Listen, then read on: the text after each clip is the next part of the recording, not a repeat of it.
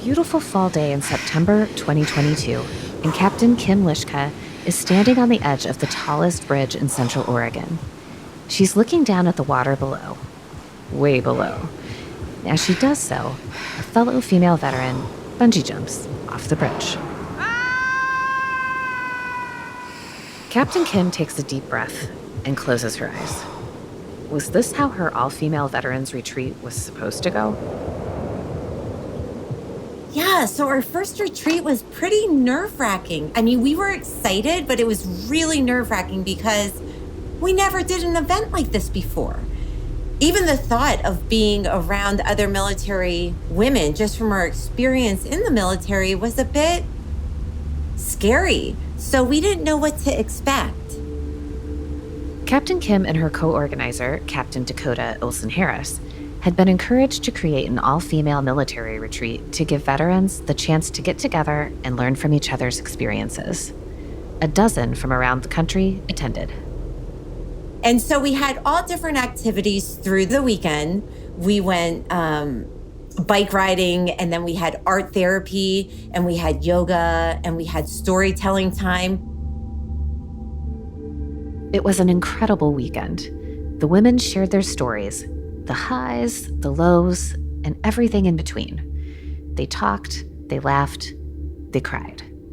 And many of them, for the first time ever, felt like they had found kindred spirits.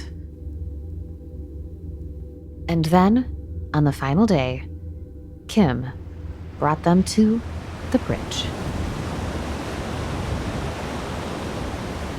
Yeah, so at the end, we were like, oh, we have a trust exercise now. Now that we have all come together and we trust one another, now we're going to go to the largest bridge in Oregon, and we are all going to bungee jump off of it. And what was the reaction from the women? Every single woman bungee jumped. There was a few that were like, oh, heck no, we are not jumping off that bridge. But once we brought everyone together and we were like, look, of course you should be scared. You're doing something that is your brain can't even compute, but we are all here with you. As each woman jumped, the others cheered them on. And then it came time for Captain Kim. She had bungee jumped years ago, but this time it felt much different. Because the first time I did it, I was by myself. And the second time I did it, I was surrounded by this group of women, military women, that I have just spent the weekend with bonding. And it felt so easy to go up there and just jump off there, trust myself, trust that sisterhood circle. 3, 2, 1. It was amazing. Captains Kim and Dakota had each spent over a decade in the Army and faced a number of real obstacles. But it wasn't until that first weekend retreat that they realized the power of camaraderie amongst female veterans. It inspired them to not only host more retreats, but also launch the podcast Dog Tag Diaries, a show in which they interview fellow military women about their experiences.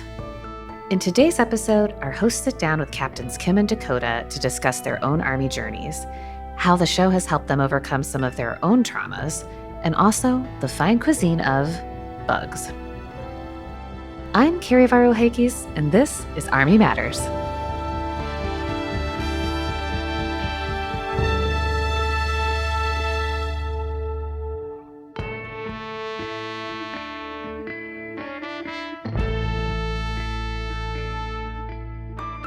Hey everyone, Senior Producer LaSharon Duncan here. This month, we're celebrating AUSA's 75th anniversary.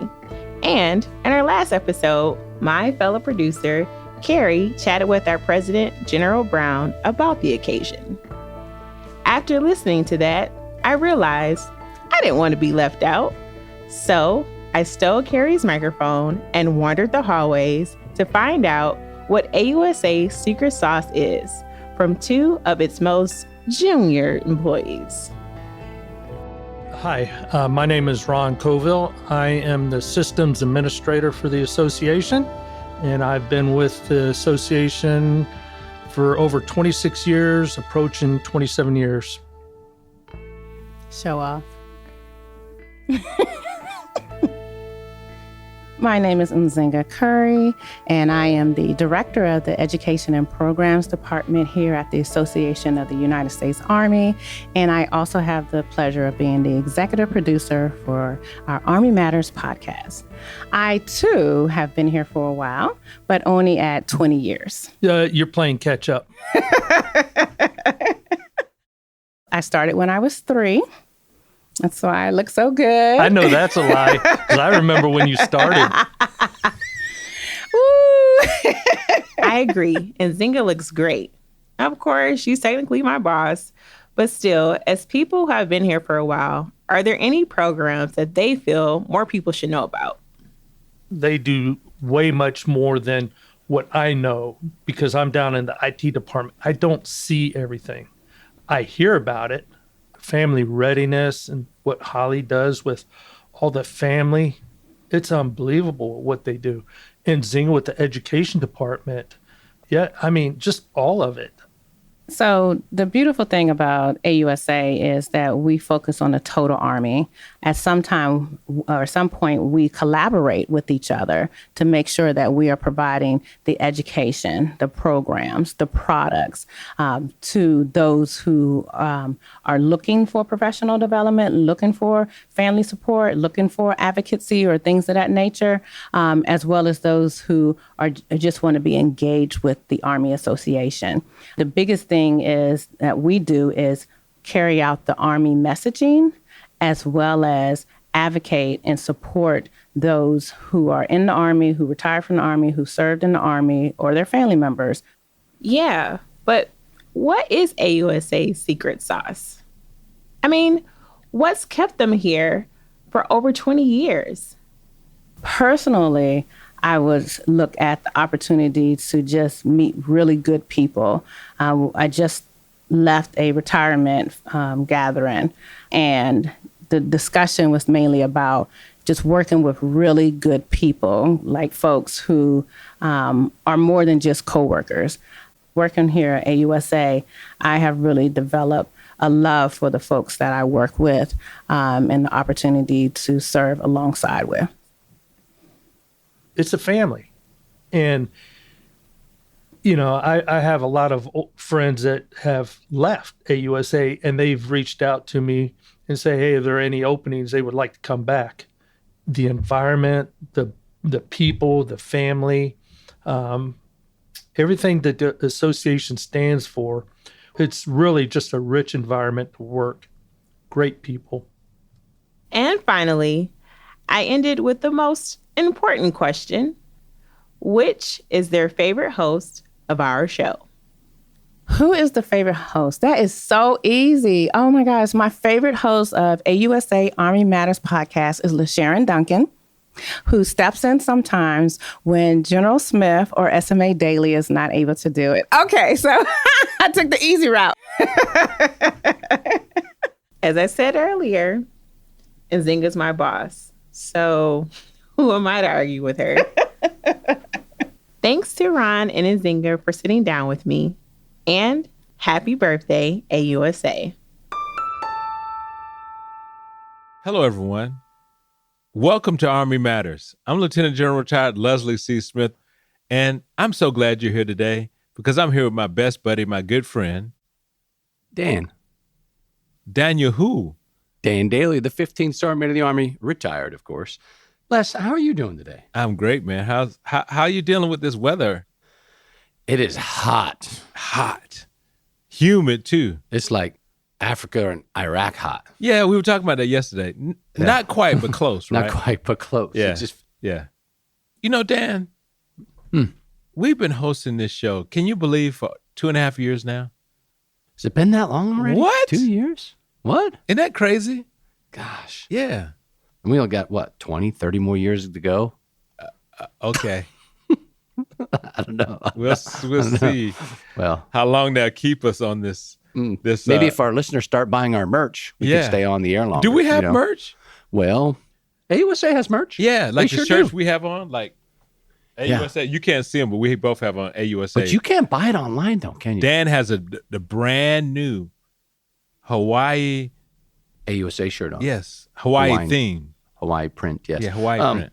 What our listeners could do, though, Les, what could they do? Is they could download our picture, yes, take it to their local tattoo artist, and get up their tattoo of us. The one together with us together.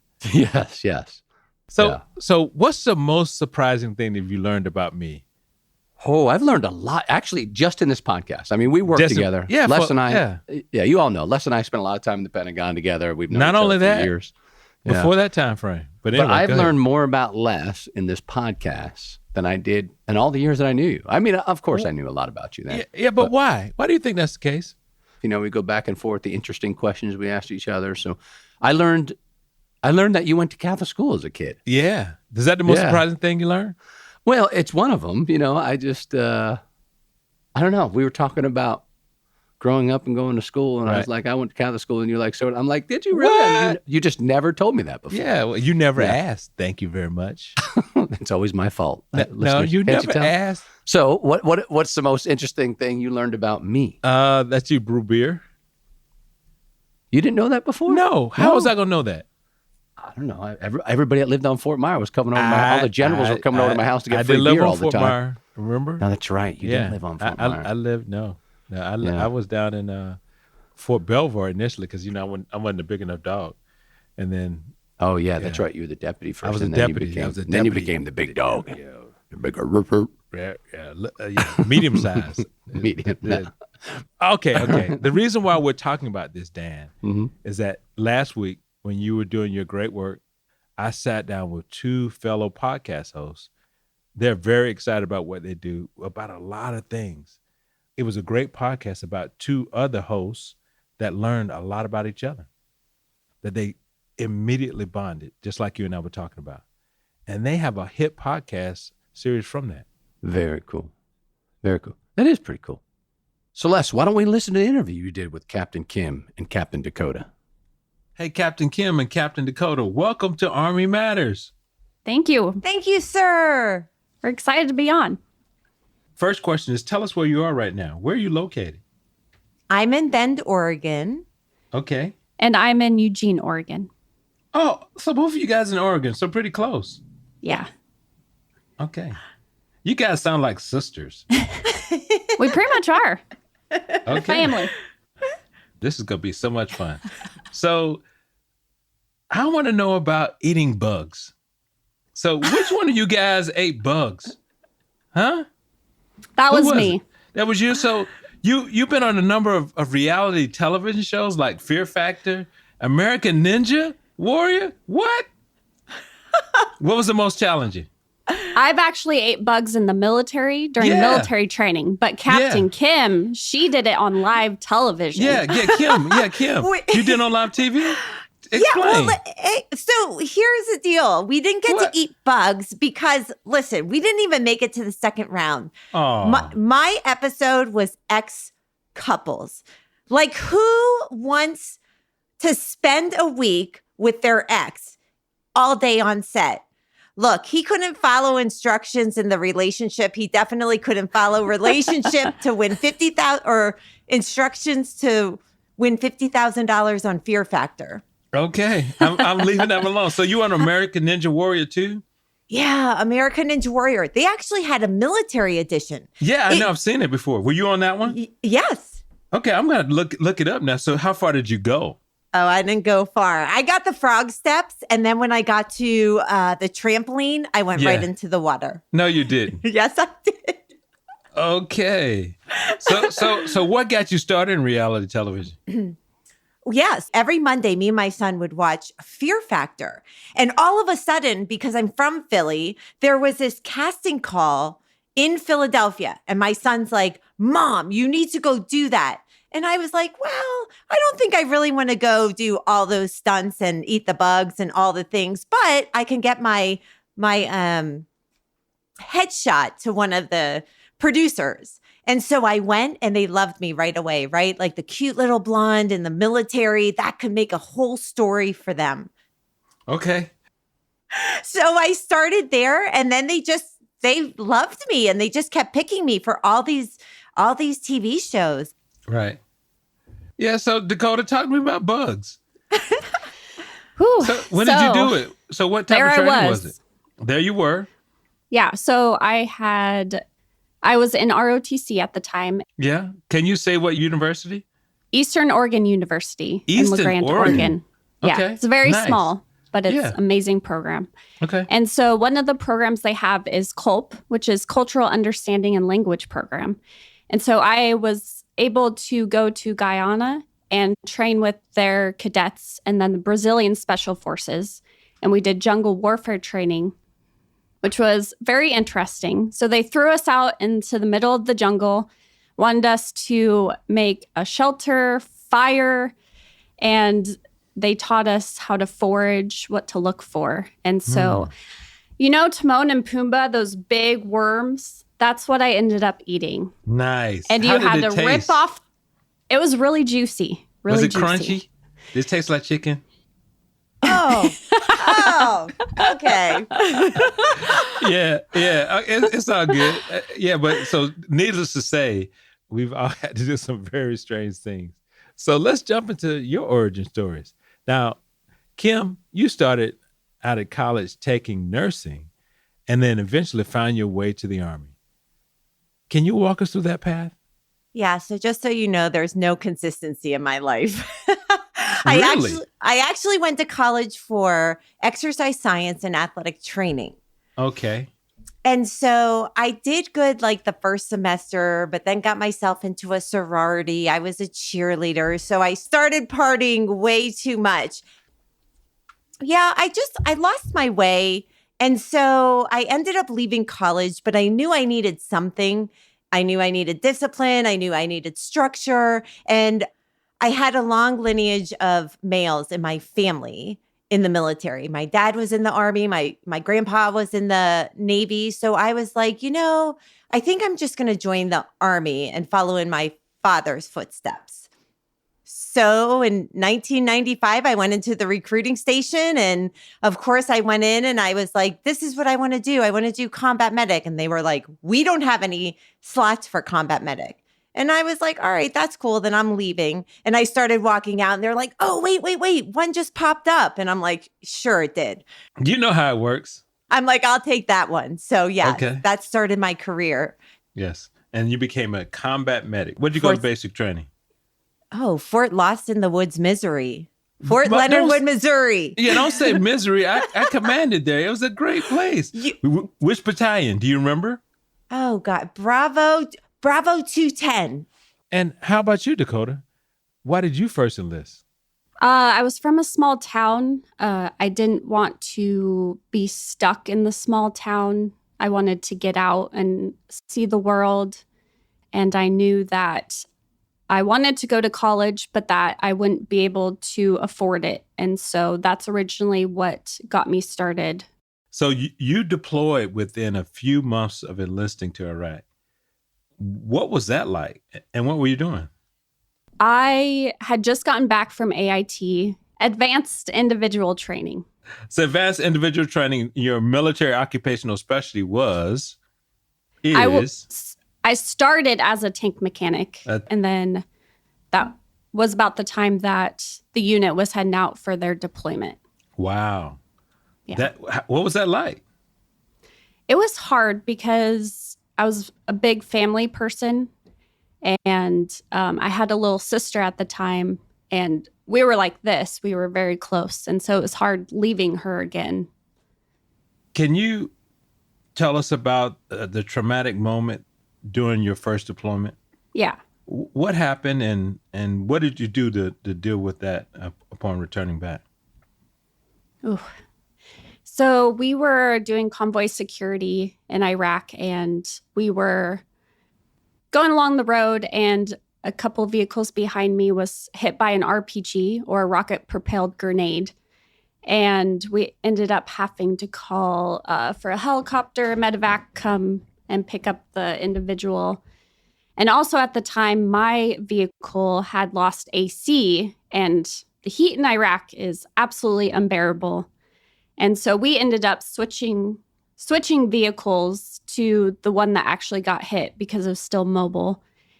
And I just went up into the gun turret because I was a 240 Bravo gunner at the time. And I just see blood everywhere.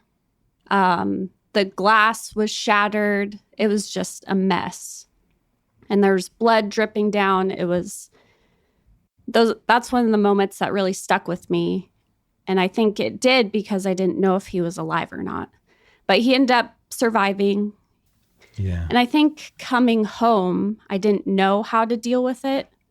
And so when I did get home, I was in my apartment by myself, drinking a lot, crying myself to sleep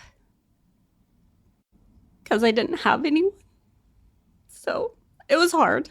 Yeah. Coping skills. Yeah. Yeah, I didn't have any because I was out of high school. I jumped right into a deployment. But I did have someone that saw me. He was one of my friend's dad from high school. He was also an ROTC instructor.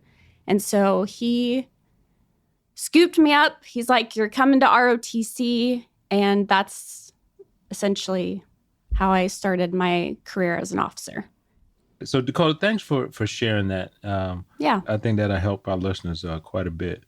So Dakota, let's continue on with you. So you're currently a readjustment counselor for the VA. Yes. First, explain to our listeners what that is, and then tell us what that best part of your job is.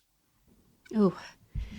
I have the opportunity to help soldiers readjust to civilian life, whether they're going through post-traumatic stress disorder, military sexual trauma, depression, anxiety. If they're currently going to school, I try to help them adjust to coming back into civilian life. And I think the best part of my job is being with people through their journey and being able to help them have a higher quality of life when they're done with counseling.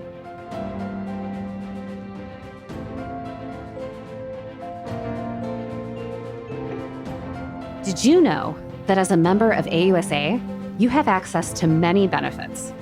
From car rental to entertainment discounts, the opportunities are ample.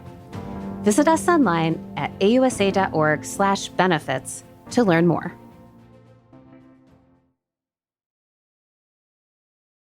The Medal of Honor is the highest military decoration in the United States. This medal is for the men who went down that day.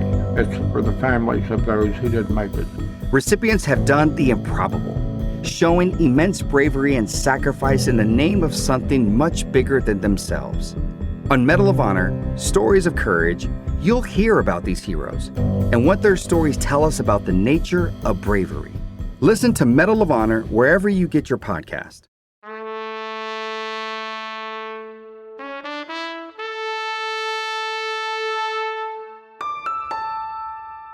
Welcome back to Army Matters, everyone.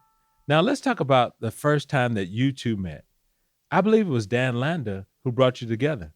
And you call him Founding Father Dan? Who is he?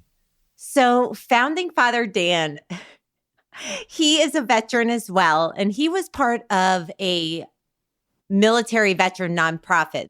And so they were doing a lot of fishing trips and motorcycling, and they weren't getting a lot of females. And so the one day I met Dan at a motorcycle event, and he was like, "Oh my gosh, have you ever thought of doing an all-female retreat?" And I was like, "Oh yeah, all the time." And so he was like, "Wonderful." He's like, "We will pay for you to do an all-female retreat, and I have the perfect woman to help you do this." Enter Dakota. Nice. I had met Dan because I lived in Eastern Oregon, and I also worked with his wife.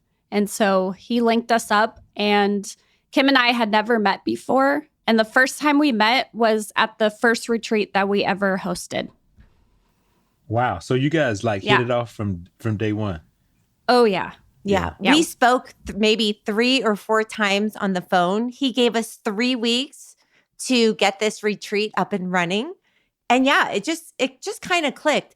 Dakota and I feel like came together for a reason, because I feel like a lot of us have that imposter syndrome.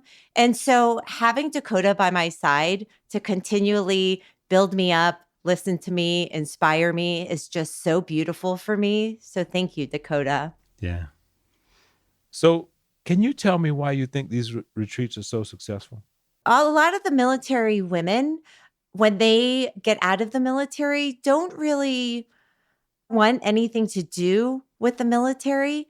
So they tend to isolate, they tend to get depressed. So when Dakota and I saw that, we were like, oh my goodness, we do need to bring this together. And with Dakota's background of being the therapist and mine in the medical field, we thought, oh my gosh, what a great combination to bring mental health and holistic healing together for these women. But really, it is about community and providing that safe environment. So Dog Tag Diaries podcast was started as a result of those retreats, right? I have been to co-ed retreats before, and being able to experience an all military woman retreat was so different. The military women, they were a lot more open. They were more vulnerable. They were talking about things that I've never heard military women talk about. And so I thought, oh my gosh, what a beautiful avenue to have to really amplify military women voices. So Dakota and I agreed that we needed to start a podcast and have the world hear these military women's stories, because they are important. So you just released your 50th episode. That's great. That's great stuff. So of all those guests, whose story do you think was the most powerful? The most powerful for me was Dakota's. And the reason why is because Dakota and I spent a lot of time developing the nonprofit. We spent a lot of time creating the podcast. And I really only knew superficial things about her, like she was still in the National Guard and that she had a family and she was prior enlisted and now officer. But I really never heard her story. And Dakota, to me, came across as very stoic. And she's a therapist, so she's listening to people's stories all the time. So she's just conditioned to ask a lot of questions. So really, during our interview and listening to her express herself, it was the first time I heard her cry. It was the first time I heard her tell her story. And it was just really impactful for me to see that side of her. Oh, thank you, Kim. I really You're appreciate welcome. that. So I have honestly taken a step back from the podcast because I'm juggling a lot of different things. So Kim has done a really good job with taking that on and just making it into this beautiful thing. And I really enjoy listening to her interview the women. It's just so personable and honest, and she's really intrigued with what they have to say. But the most recent one that I listened to was Lorena Black. And I really resonated with her when she talked about her childhood with people pleasing. She also went through ROTC as an older student as well. And what she does now is help people develop into their best self, especially entrepreneurs. So yeah, that was the most recent one that I really could resonate with. Okay. So other than me or Dan Daly, who else would you love to have on the show? Ooh. Oh gosh, hold on. I have to look up her name. Our goal is to have every single woman who have served in the military on our podcast. So, that's pretty awesome. Okay. Yes, that's our goal. That's a pretty big list. Okay. Oh, Lieutenant Amanda Lee, the first female Blue Angel. Okay. Great. let's end up with something fun. So, Kim, I understand you as a child, you wrote a song called Boy Crazy. Oh, Kim. Yeah, exactly. I didn't even know about Kim, this. What? Yeah. What? That's what I want to know. Do you remember any of the lyrics to it? Come on, give it to us. We want to know. All I remember Yeah. is I'm going boy crazy. That was the chorus. Yeah. Okay. I wish I could find that sheet of paper where I wrote it because I truly believed I was going to be the next Madonna. So, yeah. Okay. Learn something new about Kim. Yeah, every day. So have you told your son about that? Does he know about that? No. He'd be like, that's so uncool, Mom. That's so embarrassing. I want you to tell him because it's going to be on the podcast. You might as well tell him. So Dakota, we started the show about Kim's experience in reality television. What reality show would you most like to take part in? Oh, good question, because I actually did audition. Well, I did an interview for American Gladiators. They're bringing it back, but I didn't make the cut. So it's very interesting, the interview process, because you have to step outside of yourself and be very much more than what you are, very like bubbly and just outgoing. And so that was definitely a learning experience for me. but she did it, and I was so proud of her. Yeah, I think that's really, really cool. So, as we close out this podcast, so what would you tell a young lady who thought about joining the military? Why should they do it? I'm saying the Army because that's what I was in. I was in the National Guard, by the way, before I came on active duty. Yeah. So what would you say? Let's start with you, Kim. What's this thing about joining the Army specifically that changed your life? So I would tell them to really evaluate what they want. And I would tell them to really take some time to discover what all the branches of the military are about and just see which ones fit their lifestyles. I would also tell them to talk to their family members just so they can make sure that they have a good supportive system, because you really need a good support system back home when you decide to go in. Okay. All right. How about you, Dakota? I think Kim makes a lot of great points. I would especially tell them to make sure they advocate for themselves. If there's something that they want to do, like a school, or if they want to change careers, make sure they advocate for themselves, because no one should care more about their career than they should. Yeah, that's good. So we really appreciate you coming on the show today, and appreciate all the things that you're doing to help our veterans and those that are continuing to serve. And we're looking forward to jumping on your podcast one day. Do we qualify to get on Dog Tag Diaries? No. Why not? I'm a girl dad. It's Dog Tag Diaries, where military women share their stories and speak their truth. I'm a girl dad. I can't talk about the challenges and the opportunities of raising daughters. How about that? You know what? We would love to have your daughter on, the one that's in the Army. Yeah. So Captain Kim Liszka and Captain Dakota Olson-Harris, thanks so much for being on Army Matters today. We really enjoyed you guys being here today. Oh gosh, it was our pleasure. Yeah, thank you for having us.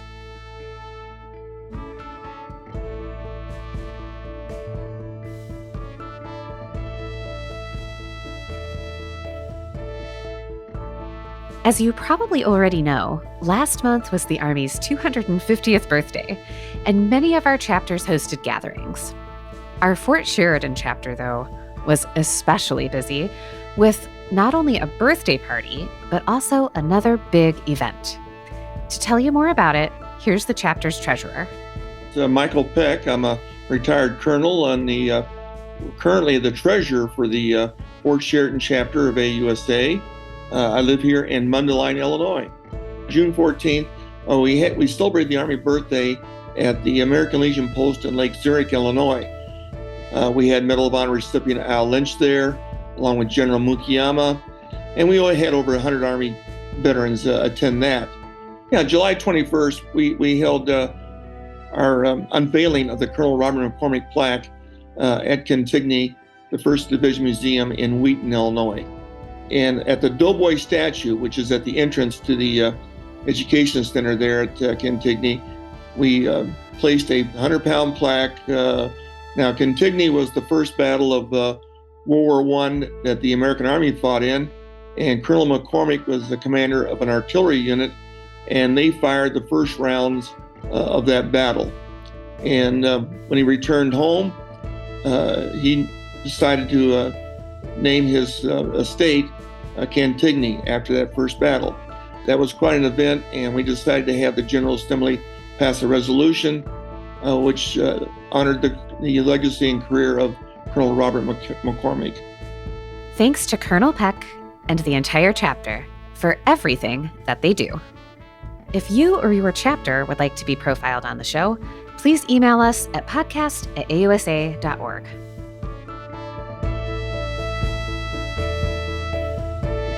To all our listeners, thanks for joining us. Army Matters is brought to you by the Association of the United States Army, the U.S. Army's professional association, member-supported, Army-connected. Visit us at ausa.org for more information or to become a member. Your membership helps AUSA continue to carry out its mission, educate, inform, and connect with the total Army, our industry partners, and supporters of a strong national defense. Today's episode was hosted by Lieutenant General Retired Les Smith and SMA Retired Dan Daly, and anchor hosted by Carrie Barrow-Heckes. Anthony Del Call is the producer and writer, and Andy Bosnack is the supervising sound editor. Ellen Toner is the content editor. Unzinga Curry is the executive producer, and the senior producers are Carrie Barrow-Heckes and LaSharon Duncan.